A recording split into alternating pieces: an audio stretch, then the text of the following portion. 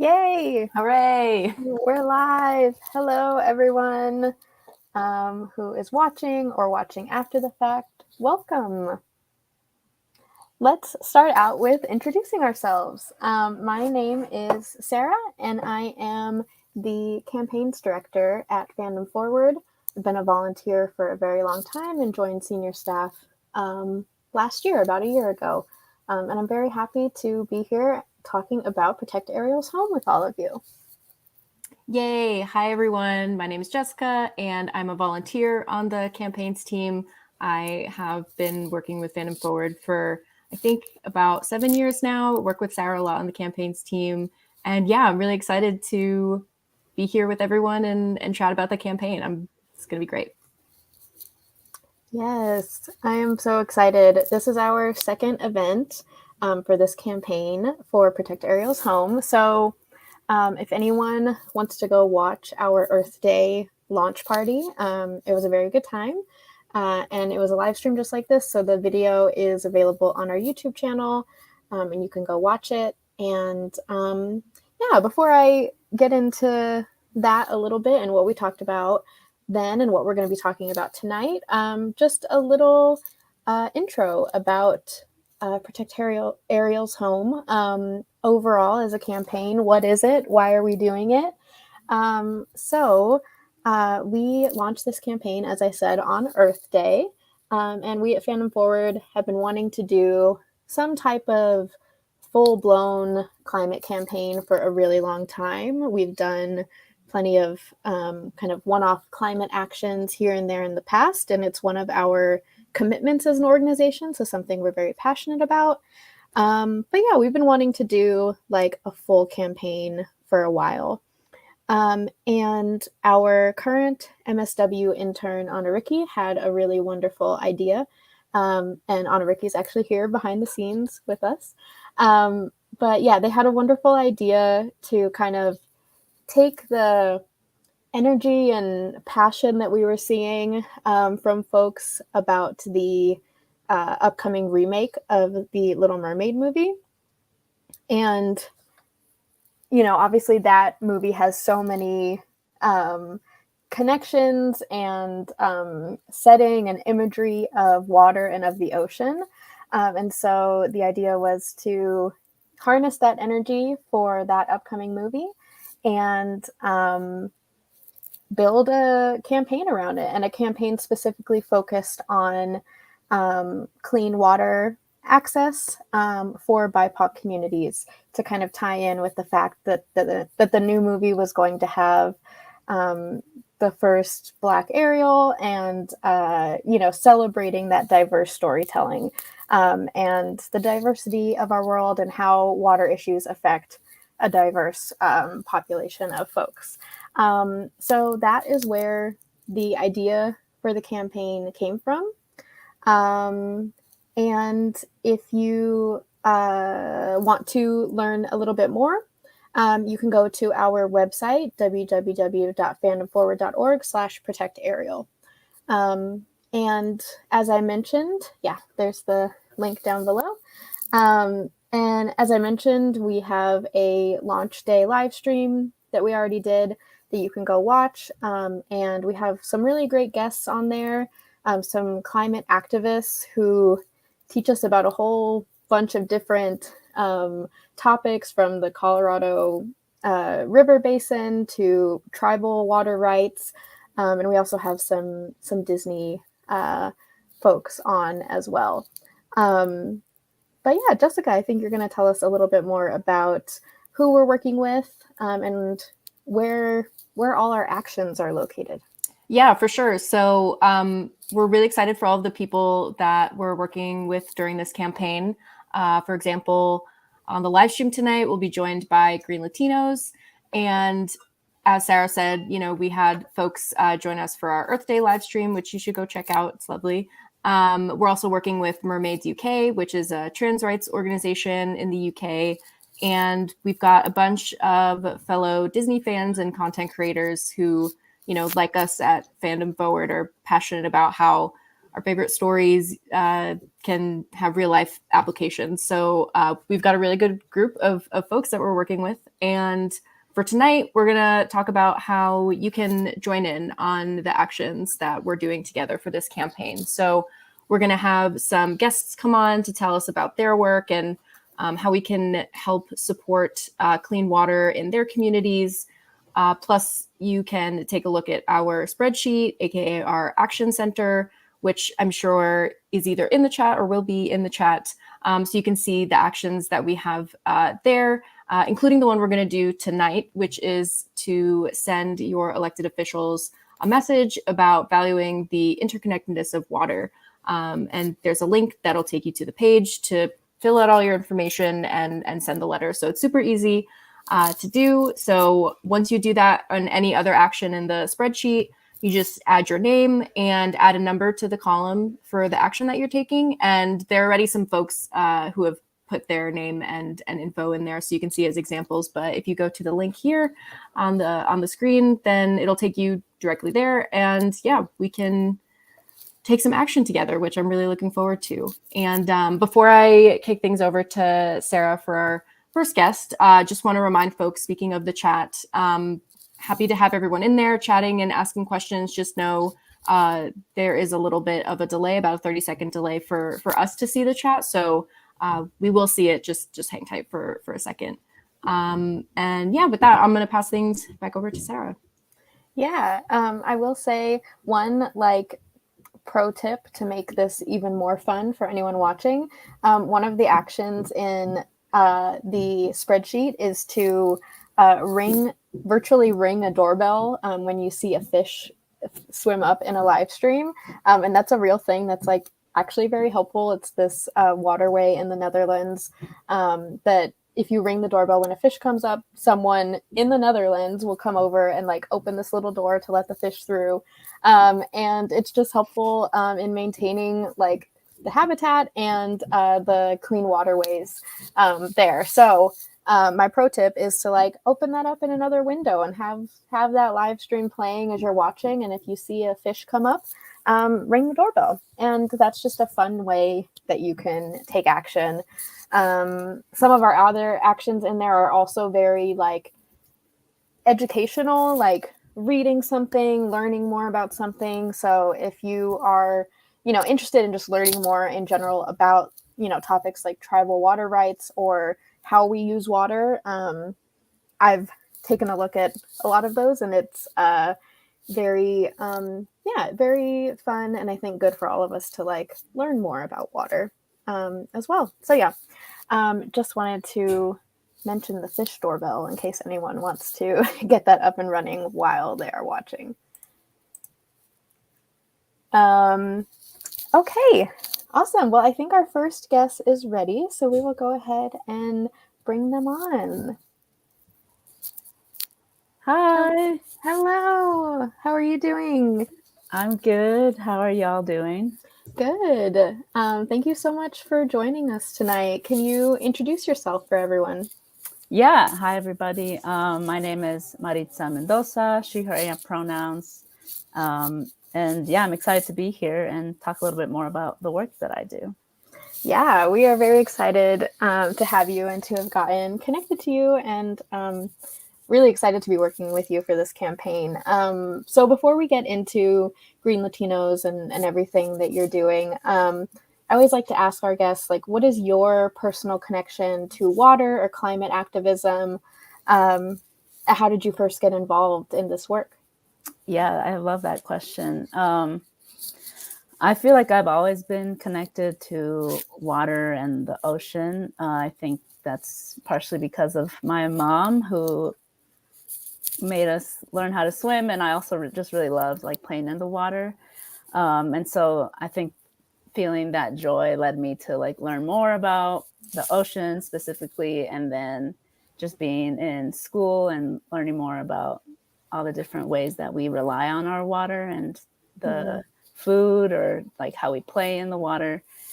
Just learning more about those things obviously shed some light on some gaps that we have in a lot of our environmental justice spaces and just in general. And so that that got me more involved into like, what is my role and how can I speak up in the different networks that I'm in to make sure that we all have access to water to drink, but also to enjoy like our ocean and our rivers and all of those things. So I think that's really what got me into this work. Yeah, that's great. I think I just love hearing that it's like from this place of like joy and childhood, Mm-hmm. like swimming. And, Mm-hmm.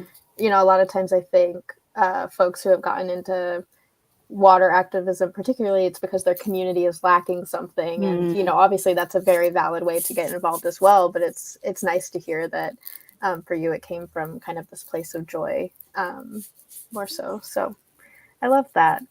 So yeah, next up, we're here because you work with Green Latinos, and so we want to know more about the work that you're doing there.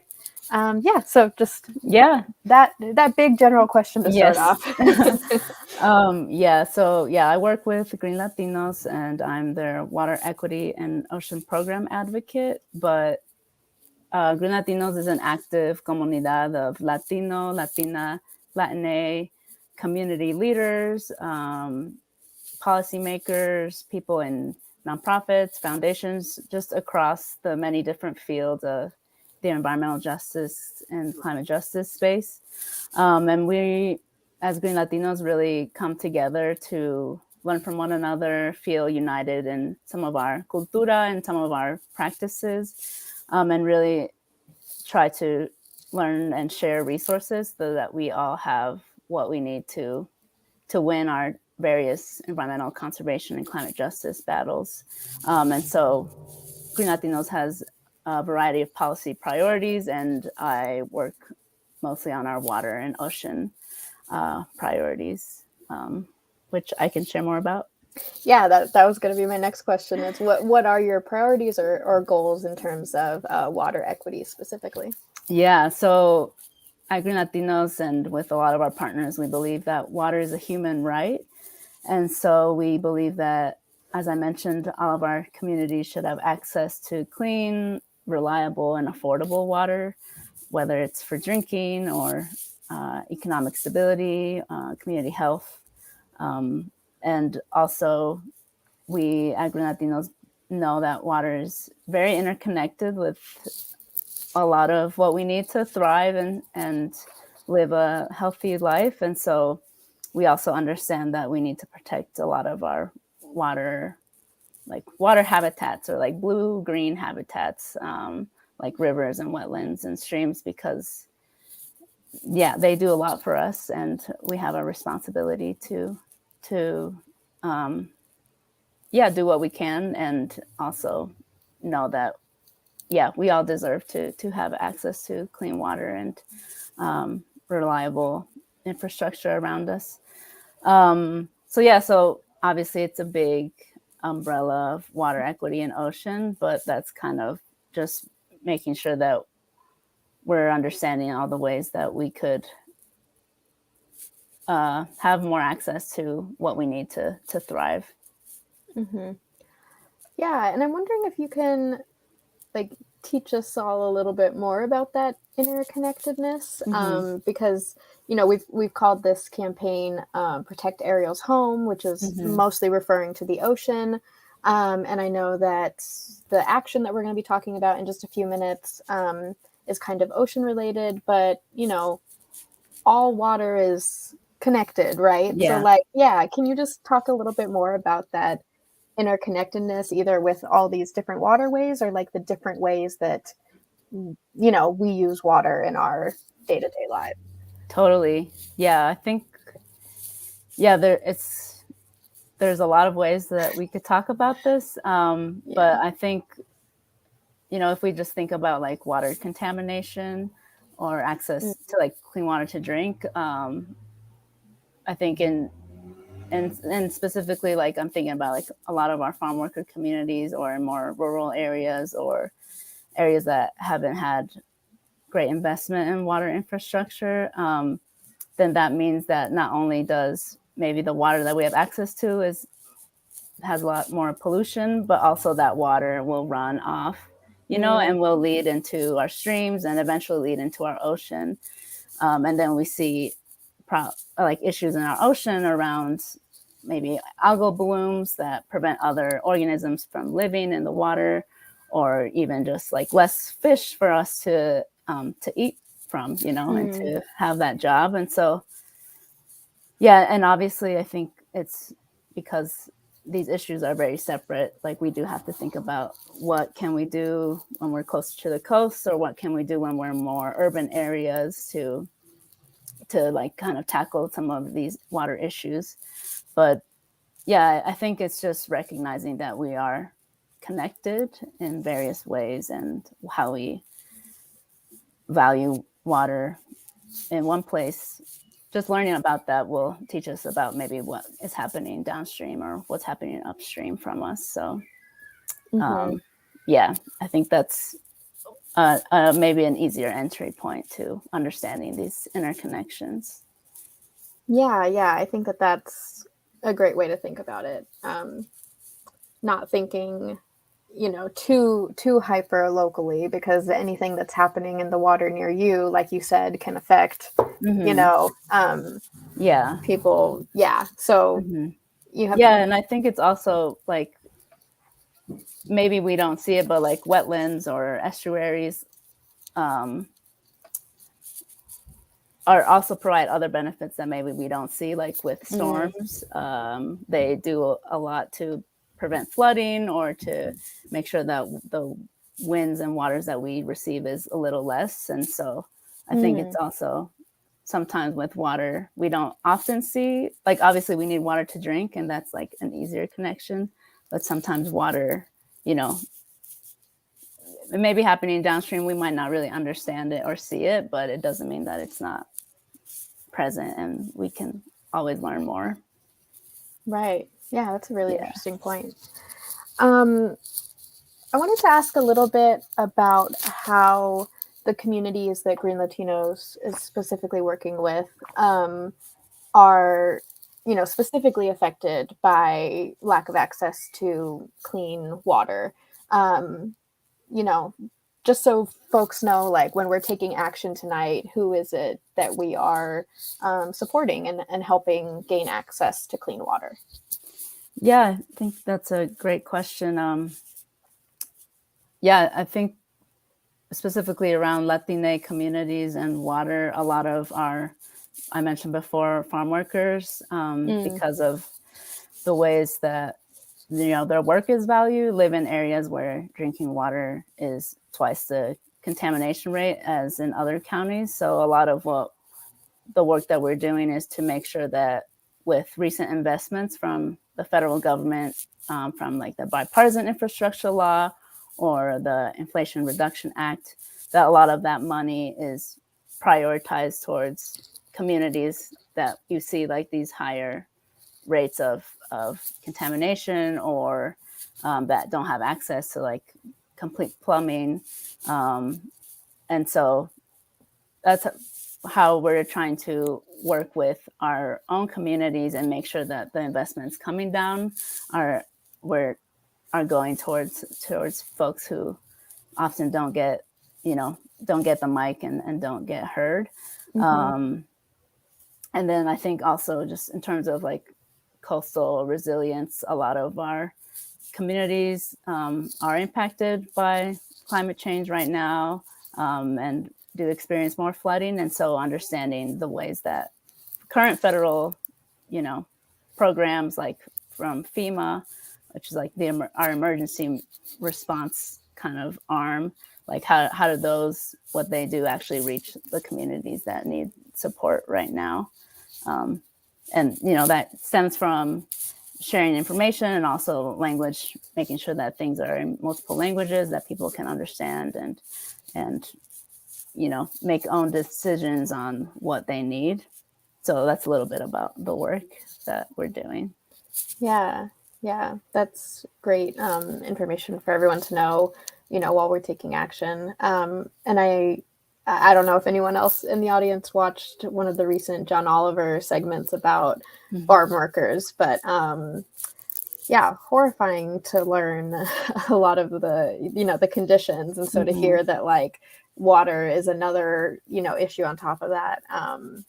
I just think, any action we can take to support these communities is just going to be really impactful. So yeah, speaking of that, do you want to introduce us to the action that Green Latinos would like everyone to take to support your community and your work? Yeah. So yeah, if you go to the website, you'll see this action alert where you can put in your information, and basically it'll send an email to your representatives. And I think the main focus of this action is, again, to highlight all the different ways that water connects us, and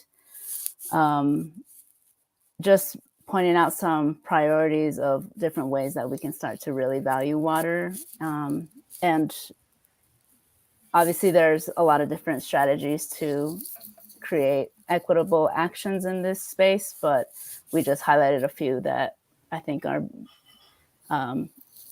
more pertinent at like the federal government level. But there's definitely space in there for you all to edit the action, the message that you want to send, and make it more relevant to like the needs and what you're seeing in your communities. Yeah, and I sent my messages right before we started this, so it's super easy. You just put in your name and your address so that it knows which senators to target, right? And yeah, I think the message is really great. And as Maritza said, you can edit it if you want, and then you just hit send, and that sends it right to your senator. And can you talk just a little bit so folks know, like, why is it so impactful to send these messages to our senators or our legislatures? Yeah, I think it's just really important to make our voice heard, and to let especially decision makers who are supposed to be working on your behalf, to let them know what you're concerned about, and also let them know like the solutions that we are working on already. We don't always have to reinvent the wheel. And so it really is, while it may seem a little like insignificant at times, the more people that we get to work together and to, highlight the same thing will inevitably, lead to change. And I think it's just remembering that we're not alone, and that we deserve to share what we feel is important. So yeah, I think that's it. And yeah, just reminding ourselves that we are already working towards what we want and have the solutions, and it's just a matter of making sure that those who have often been, discriminated against or not had that same power at these levels to actually have those resources and have that power. So yeah, I think that's the main reason for just sending a message to our, to your representatives. Yeah. I think sometimes it, like you said, it's a great point to bring up. Like, it might feel insignificant, but if we can get a mass amount of people to send these messages, the folks who are reading it, whether it's a senator or one of their aides, is going to take notice. Oh, we're getting this message a lot, and our voters really care about the ocean and the water. So, yeah, very, very easy to take action and impactful if we all do it together. So do you have any other like advice or tips for people who, a lot of the folks that come to our live streams and get involved in our campaigns are maybe getting involved in activism, or specifically in like climate activism for the first time?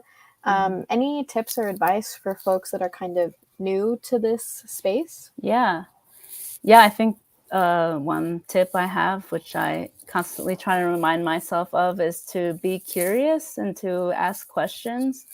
I think, we are aware of all the different ways that, as I mentioned, there's been a lot of discrimination and racism, and So I think it's okay to be curious and kind of question what we think is normal or what we think is just how it is. And I think, it's sometimes hard to ask those questions and be like, oh, you don't know, or how could you not already know all this history, etc. But I think that learning and unlearning will lead to you figuring out your path in this activist space, because there's so many things that we could all be doing, and we just need to find what speaks to us and pursue that and then keep going. So I think that's one tip that I try to remind myself of. Yeah. Do you have any favorite like resources, or whether it's like, I don't know, YouTube videos or people on TikTok, or like also reports, like whatever it is that you would recommend for people learning more about water? That's a great question. I feel like I have to think about it a little bit, but I think I think I follow folks on social media, but I think there's also a magazine called Scalawag magazine. They don't always post about water, but they do, and they do a lot about climate and the environmental justice space. Okay. So yeah, but I'm happy to share more resources later as well but that's a really good question. Yeah. Yeah. Cool. I was just curious if any from the top of your mind, but yeah, we can always share out more like on our Twitters and stuff like that after the fact. Yeah. Okay, this has been so awesome. It's been really lovely to have you on, and thank you to Green Latinos for putting together this action and teaching us all about it. I'm really excited to get folks sending these messages. We'll be sending emails tonight, but also like throughout the rest of May and June. So, keep an eye on Fandom Forward socials, and we'll keep y'all updated to how many emails we send together. But yeah, thank you, Maritza, so much for your time. Can you tell us where folks should follow Green Latinos to, keep updated and support your work? Yeah, so we are on Twitter, Instagram, and Facebook at Green Latinos, which is Green, GREEN, Latinos, LATINOS, one word. So yeah, we're on social media, and we share a lot of different things around the climate justice space. Awesome. Well, thank you so much for your time again, and I hope you have a lovely rest of your evening. Thank you. Yes, have a great night. All right. Yay, everyone, go over to our Action Center and send those emails. Like I said, it's super, super easy and impactful. So take a few seconds to do that while you're watching us. And now I believe we're going to bring on our next guest. Our next mermaid is swimming in. Yay! Oh my goodness, look at all this junk. No, you're good. Hi, welcome. How are you doing? I'm doing well. How are you? Great. Thank you so much for joining us. Can you take a second to introduce yourself to everybody? Sure. My name is Alexis from Take a Breath with Alexis, your favorite content creator with an oxygen tank. I love that. I love a good catchphrase. Yeah, thank you so much for joining. Something that I've been very excited about to do with this campaign is talk to fellow Disney fans who are, involved in getting the word out about things they're passionate about and causes they're passionate about. So very excited to talk to you about that. So I guess the first thing I'd love to ask is, what was your introduction to Disney stories, and, what is it about Disney stories that has kept you engaged and involved in the fandom for so long? Well, I didn't really have a choice into my introduction. It's just kind of like my parents would buy Disney stuff, and I think it just kind of aligned with who I was as a kid and who I am as an adult. Like, I love like fantasies and romantical stories, and characters who are overcoming things. And I think what's kept me in the fandom is that it's like expanded, because now Disney has things like Star Wars and Marvel, but also that the stories are becoming more and more inclusive, even though I am still waiting for a disabled princess.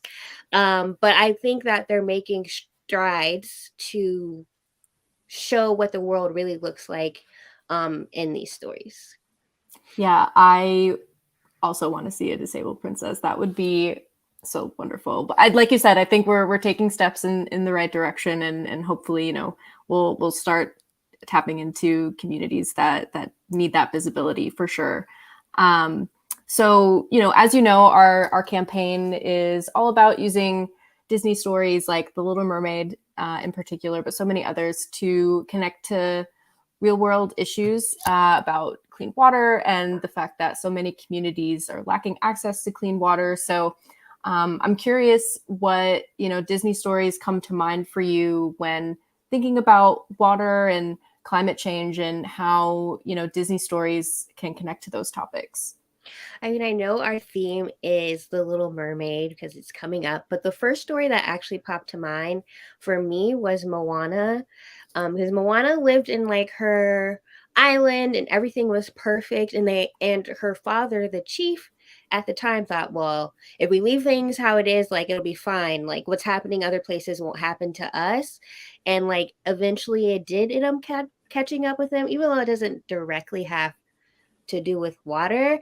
I think like those stories kind of reflect it with us here, because when we think about like a water crisis or people having access to water, some people, I think a lot of people would think in America like that's not an issue, but like it's a huge issue. Like there's cities like in Flint and like Jackson, Mississippi, who have like, these are like established cities and they don't have access to water. Or if we think about the indigenous communities that live on reservations, like I was reading an article today, like 48% of households on reservations don't have access to running water, which is crazy to me, because I personally believe that water access is a human right. So I don't understand. I mean, I kind of do, unfortunately, but it's just hard for me to understand why these things have been allowed to happen in this country. Yeah, I think it, you know, Maritza said the same thing about, you know, the main thought being water is a human right. And I think, you know, tying it into the story of Moana is such a perfect example, you know, one that definitely was one that first came to my mind when we were talking about this campaign as well. I think it's also just such a beautiful like love note to water in this. The Right. whole movie is, you know, about appreciating it and the literal magic powers that it has. I think it's so wonderful. I'm really glad that you shared that example. Yeah. So I think that your answer sort of touched on this a little bit, but I'd love to hear more about, you know, what you think we as Disney fans can learn from Disney stories, and, you know, the messages that we can take away and apply to our real lives. Because I know that that's a big reason why, you know, us at Fandom Forward, we really love to immerse ourselves in these stories and bring them into our real lives. So I just love to hear about, you know, the way that Disney does that for you. I mean, it's done it for me in so many ways, but I think like with this coming out of the live action of The Little Mermaid, and specifically with the casting of Halle Bailey, which a lot of people feel certain ways about, I'm totally here for it, but I can just imagine which this is kind of a tangent, but I can imagine now the amount of young Black kids that are going to want to have the desire to go swimming. Because I don't know if y'all know this, but like Black children, I think, are like 3 times more likely to die from drowning than any other kids. And that it's not that Black people have a harder time learning to swim or whatever those like myths and stereotypes are. There's literally been a systematic erasure of access to swimming pools. And that's where like you learn how to swim. So I'm hoping that like with this movie, we'll not only see like more, not just Black kids, but kids of color learning how to swim. But I think like being able to see the ocean depicted in this fantastical kind of way will create some kind of relationship, and maybe like it'll start to reflect like what can I do to make sure that it always looks like that, like what can I do to make sure that Ariel's home stays clean. So I think it could really just like start interest into that type of thing. Yeah, absolutely. I think that something that comes up for me a lot as a Disney fan is how it's, you know, traditionally and started off as something that was geared towards children, but something that, you know, adults and people of all ages can take something away from. You know, I've found myself impacted by Disney stories in ways that went over my head as a child. And as you know, you can take something, no matter what age you are, you're taking something away from these movies and from these stories, which I think is really lovely. Yeah. So I guess I'm also wondering, you know, you shared you'd love to see a disabled princess. Is there any other sort of like wish list of Disney stories that you would love to see, or maybe just like a topic that you would love to see Disney tackle a little bit more, you know, close to home, or just something that you're passionate about? I mean, my biggest thing would be disability representation, and I just would like to see them do it on like, because we do, I'm not going to discredit them. We do see like disabled kind of side characters. But I would like for them to tell the story around us, because I think people think that our lives are like so much like if there could have been a story about like a disabled girl, and like she just like lives her life, like she's got to lug this oxygen tank around with her, but like she goes to school just like everybody else. I think that could have been like really impactful for me and made me feel less alone. So I think like in creating more stories like that, it could be really beneficial. There is a book, because I'm a huge Marvel fan. I'm going to pivot again. And it's a children's book, actually, and it's about a little girl who is disabled and she wants to become um, a Dora Milaje, but she thinks like she can't because she's in a wheelchair. But it's just amazing how they showed like her community supported her and like surrounded her.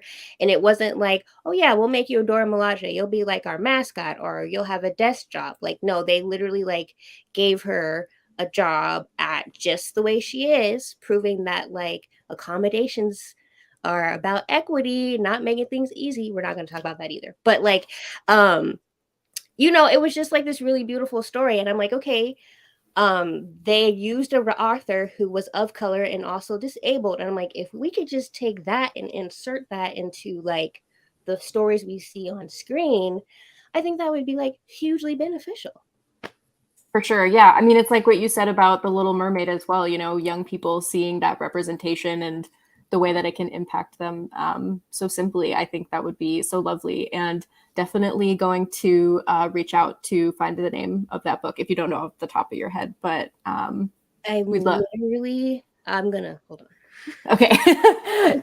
Just, I think that is something that our audience would love. Yeah. You know, obviously we're all a bunch of book nerds as well. So combining Marvel and books and that sort of representation just sounds like the perfect recipe for fandom forward folks. So if you have it, that would be lovely, but no pressure. It is Marvel Studios, Black Panther, Wakanda Forever, The Courage to Dream. What a good title. Yeah. Like I was like bawling in my bed reading this little children's book. Aww. Which, you know, like now that even though I'm grown, I'm like 30s now, but I was like, oh my gosh, this is so amazing. So, yeah, definitely still get that way with not only children's movies, but children's books have that effect as well. So I love that. Also, just wanted to comment on how perfect your outfit is for the theme of tonight. I appreciate that so much. It's so lovely. I did put effort into it, so thank you. It does not go unnoticed. It looks wonderful. You know, I mean, we all have mermaid vibes at all times, but that's like especially mermaid vibes right out the gate. So thank you so much. This has been so delightful to talk with you, and so happy that you can join us tonight. Would you like to let people know where they can find you online and follow you to support your work? Of course. Thank you so much for having me. This is like my first time doing something like this, so I'm really honored that y'all invited me to do this. But if you want to see what I'm doing, you internet folks, you can follow me on Instagram at Take a Breath with Alexis. I have a YouTube channel by the same name, and I also have a TikTok page by that same page. And you can follow me on Twitter. I'll be perfectly honest, I really don't know what I'm doing over there. But you can follow me at Take a Breath, and it's just WIT and the number 1. Perfect. All right. Thank you so much again for joining us tonight. And yeah, have a good rest of your evening. All right. You guys too. Thank you so much. Thank you. Bye. Yay. Just reminding everyone once again that we are taking action. The link is in the chat. And there's a whole spreadsheet. If you go to bit.ly/Ariel_actions, we have lots of different actions for you all to take. Just put your name in the spreadsheet and then put a 1 in the column that you take action. And the reason why, in case we didn't say, the reason why we're tracking the numbers is because we're trying to get to 200 actions taken collectively as a community. And we're at about 45 right now. So we are making our way there. And it's so satisfying on the spreadsheet to see that number go up. I mean, both as a spreadsheet nerd and just someone who it's just wonderful. So I'm really into it. Yeah, there's like a little bar that will like go up when you put in your numbers. So it is very satisfying. And yeah, okay. So now we are bringing on our final guest for the night. Yay! Hi. Hello. How are you doing? I'm doing great. How are you guys? Good. Can you introduce yourself for our audience? Totally, sure. So hi, my name's Miriam Nielsen. I study how climate change affects droughts and precipitation in the future. I mostly use climate models. So I'm looking at the future that way, and then I use a lot of observational data to kind of understand what's happening now. And then by night, I make YouTube videos on my YouTube channel, Zentoro, about climate policy, science, advocacy, fun, depressing stuff. But I honestly, personally, have watched your videos for years and always find them super educational. And that's how we as an org found you, because we hosted some events called Magic of Science last year, and you were one of our guests on that. So everyone should go watch those, because those were really fun events where we literally just sat and talked with cool people like Miriam about different science topics. So everyone go check those out. So we like to ask all our climate folks this, but what is your personal connection to water/climate activism? You know, like, how did you first get involved in this work? I always kind of joke that I basically got indoctrinated into it. My parents have always been very active in terms of protesting various, kind of anti-violence movements, and then climate and mostly environmental stuff when I was younger, but climate as I got older.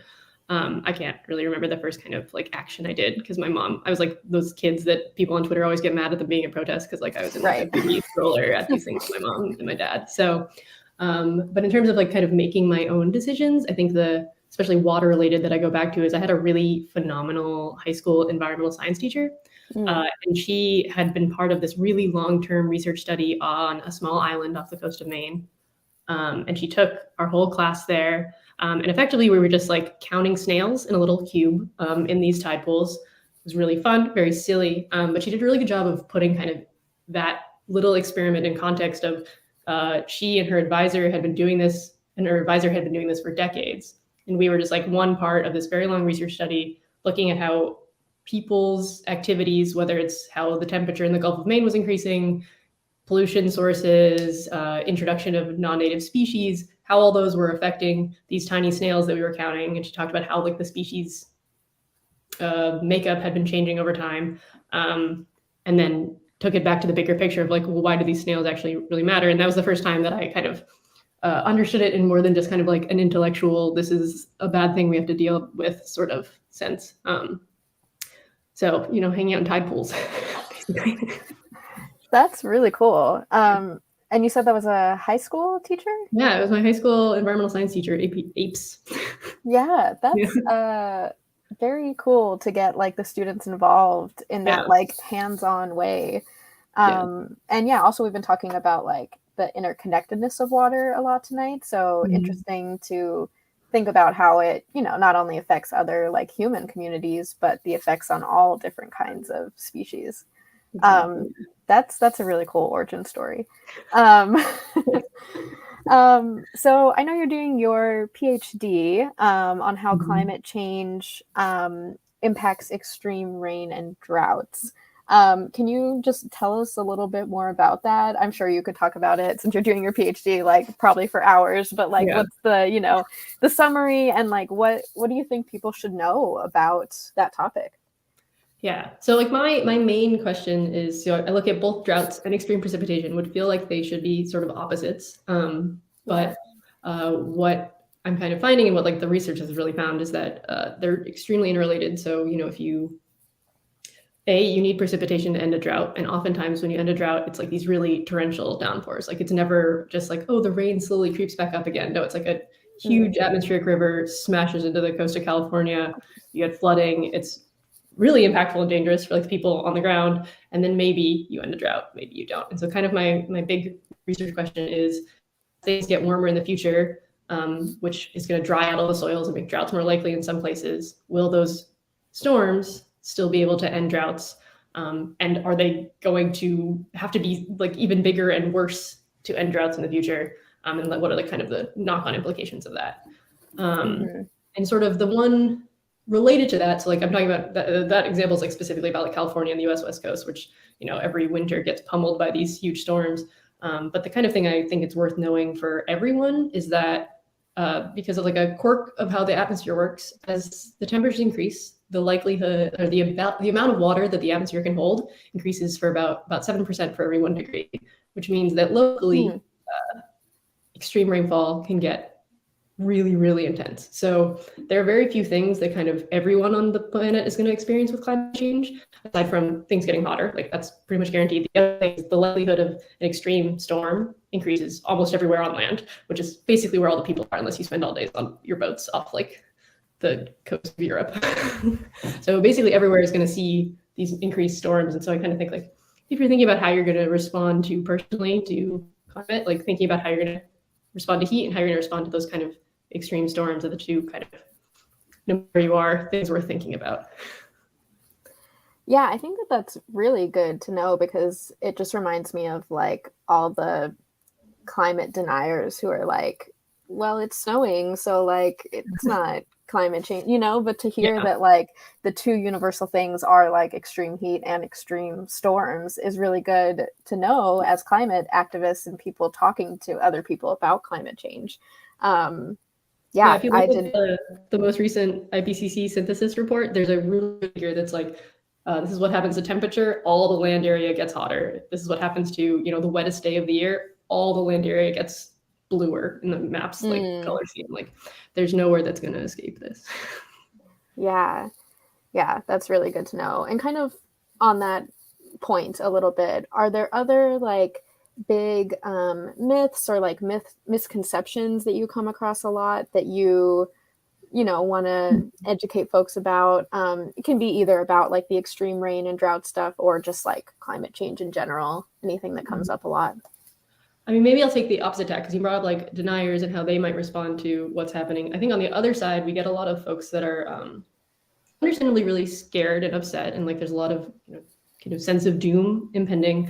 But this sort of not really a myth, but like the idea that I like to talk about is that with climate change, lots of things are going to happen, but none of them are new. It's not like, you know, Sharknadoes are going to start to happen. Like we know what a hurricane looks like. We know what a flood looks like. We've been experiencing droughts for millennia. Like these are all events that people have experienced for a really, really long time. And we know how to build structures and systems that protect people. And so when we choose not to, we're like intentionally hurting these people. So like the thing I like to focus on is like, these are not new things. We know how to respond, and that's what we should be focusing on, in addition to ending fossil fuels. But like, Yeah. in responding to all this stuff, we're like, we have to fix these broken systems that the other two guests have kind of brought up. Like, that's why people are getting hurt, not necessarily just because there's more CO2 in the atmosphere. It's because we're not, building resilient water systems that can get people clean water when they need it. Mm-hmm. Yeah, that's a great point. I know there's been a lot of conversation around like climate anxiety and, all very valid and understandable why people are feeling that, but it's good to hear, and remind ourselves every once in a while that like, yeah, we know what's going on. Folks like yourself are studying, this stuff so that we're prepared, and just about educating ourselves, taking action when we can. So kind of on that point, what would you say to folks who, as I said in one of our earlier guests, a lot of our members and people watching are probably newer to like the climate justice, climate change work. So what would you say to, encourage folks to take action and stay involved in this work? Totally. I mean, I think your Google Sheet is a great way to start. You guys are already providing a lot of like great options for people. I mean, I think this is a bit of a cliche, but one of the things that we know from the data is that like everybody is thinking about it and worried about climate change, but nobody's really talking to each other about it. And I think this is probably also true of like access to water, although I'm less familiar with those like things. But like the Yale climate maps are always saying like most people don't talk about this. And so the easiest thing is to just bring it up in your daily conversations. And then kind of probably by talking about it and thinking about it all the time, you're going to be more motivated to get involved. You're going to be talking to more people. They're going to tell you about something that you can get involved with. And so that's literally my big general go-to is just be the person who brings it up all the time, and work on how you fit that into your like life and language in a way that doesn't feel like you can bring it up without being like the big downer at the party, just being like, hey, whoa, what do you think about this kind of stuff? Yeah, my suggestion is that everyone who's watching these just writes down like one fact or one new thing that you learned, and then just try and bring that up to some people. Like you said, it doesn't have to be like, I'm going to talk about climate change now. You could just talk about it casually, but often. Exactly. Yeah. Great. I love that. So thank you for your time. It was really lovely to hear from you again, and to learn more about your work and what you're studying. Is there anywhere you want to plug or any projects where folks can follow you and just hear more from you? Nothing super exciting. I occasionally upload to my YouTube channel Zentoro, and I'm everywhere as Zentoro.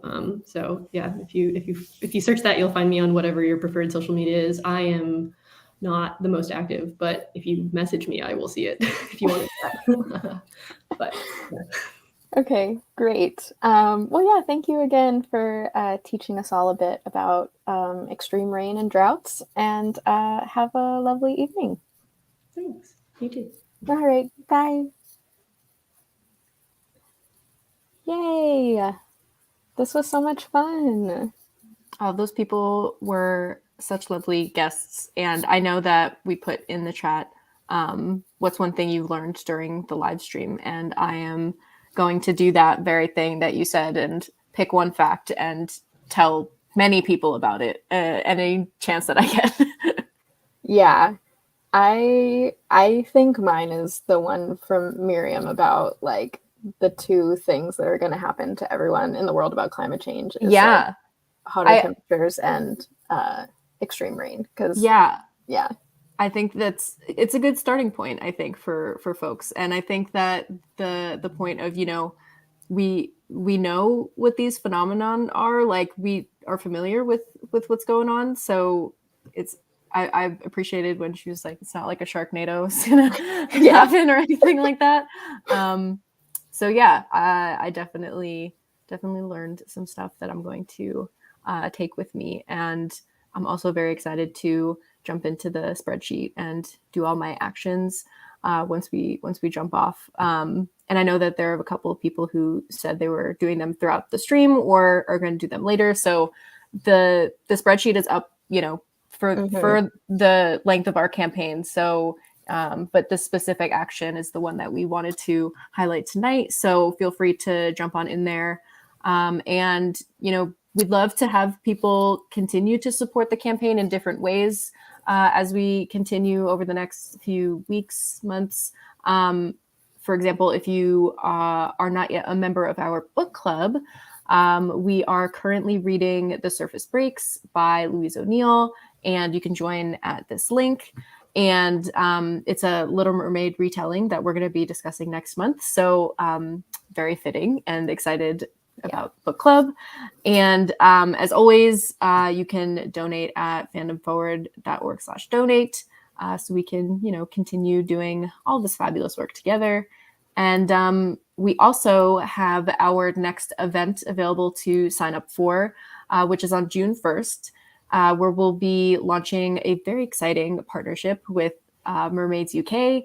It's going to be a lot of fun. June 1st is the first day of Pride Month, so it's like the perfect event to jump into that, which I'm very excited about. And that's what we got coming up, and we'd love for folks to come along our journey with us. I was going to try to think of like a water pun, but the pressure's on. So just if you read our emails, we have so many water puns for you. So when we have the time to think about them, they're great. We absolutely had to partner with mermaids during this campaign. It's so perfect. I can't believe. I mean, I can believe, but I'm very, very happy about how that came together. It's so good. Yes. So definitely everyone.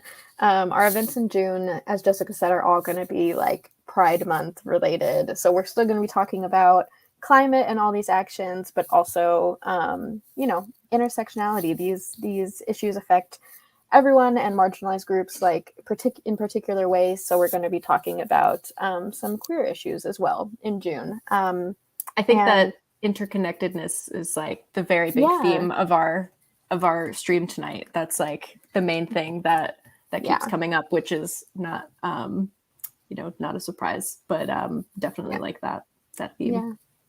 The interconnectedness of all waterways and also all people and species, and also all different kinds of communities. So yes, this was lovely. Thank you, Jessica, for co-hosting with me. Thank you, Sarah, for being a great co-host. And thank you everyone in the chat who is watching. I just saw MJ's join the wave of actions. Very good pun. That was perfect. And go check out the action spreadsheet, tweet at us, or tag us on your Instagram stories, your TikToks or your Facebook posts if anyone is still over there on Facebook. And let us know when you take action. We want to hear about it. Yes, thank you all for watching and joining.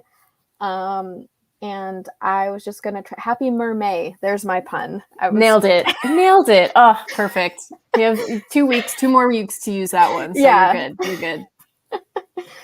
Happy Mermaid, everyone, and have a lovely evening. Bye. Bye.